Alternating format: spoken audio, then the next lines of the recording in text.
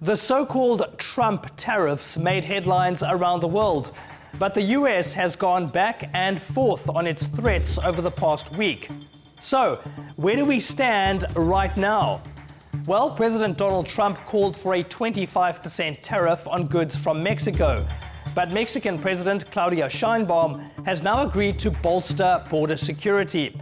Trump has suggested that he may not impose tariffs if Mexico does more to stop illegal migration. So, the tariffs are suspended for a month while Mexico implements its plan. Then there's Canada. Trump approved a general tariff of 25% on most goods and a 10% tariff on energy products like oil. But again, Trump suspended those tariffs for a month. The reason? Canada's Prime Minister Justin Trudeau said he would move ahead with a plan to spend $1 billion on border security. He also promised to appoint a special team to curb the flow of drugs into the US. And what about China?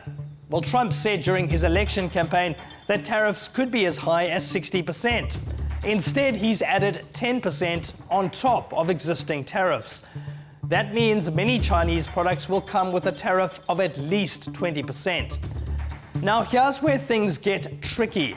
In 2023, imports from Mexico were worth $480 billion.